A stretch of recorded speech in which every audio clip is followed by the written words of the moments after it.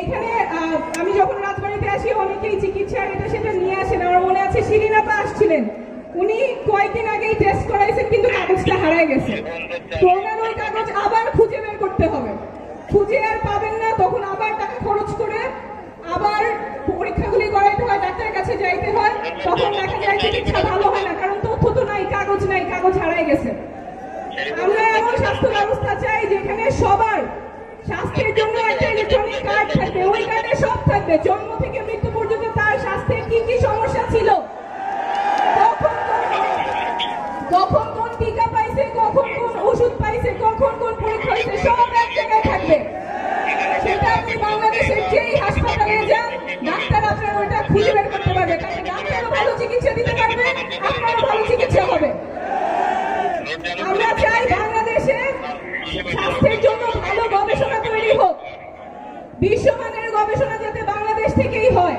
স্বাস্থ্য ব্যবস্থা আমরা চাই বাংলাদেশের স্বাস্থ্য ব্যবস্থা যাতে বিশ্বমানের হয়, এবং এই যে আপনারা তরুণরা আছেন, আপনাদের শিক্ষা ব্যবস্থাও যাতে বিশ্বমানের হয়। আপনারা তো কারো চেয়ে কম না, আপনাদের মেধা আছে, বুদ্ধি আছে, তাহলে আমাদের রাষ্ট্র থেকে কেন সেই সুযোগ দেওয়া হবে না যাতে আপনারা বিশ্বমানের শিক্ষিত হতে পারেন? আপনাদের কর্মসংস্থানের ব্যবস্থা কই? আপনাদের ছেলেমেয়েরা, সন্তানেরা এখানে অনেকে আছে, আফরিন আছে, সাকিব আছে, অনেকে আছে যারা গুলির ভয় না করে আপনারা রাজপথে নেমে এসেছিলেন গত বছরে, কারো তো হত্যা করেন নাই, পুলিশ মারছে তারপরে আপনারা সামনে গেছেন, ওদেরকেই আপনারা ধাওয়া দিচ্ছেন।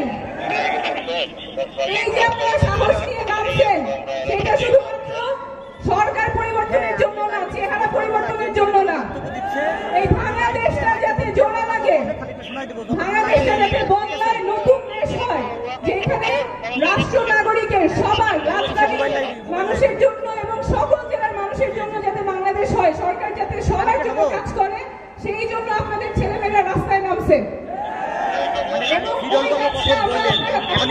শুনতেছি ওইটা আমরা করে ছাড়বো। এই নাগরিক পার্টি আপনি যারা দেখতেছেন, কেন্দ্রীয় নেতৃবৃন্দ আছে, আমরা সবাই মাঠে এই জন্যই নেমেছি যাতে দেশটা সুন্দর হয়, দেশটা যাতে সকল নাগরিকের হয়। সেই জন্য যা যা সংস্কার করা প্রয়োজন, যা যা পরিবর্তন করা প্রয়োজন, আমরা সব কিছু করে ছাড়বো।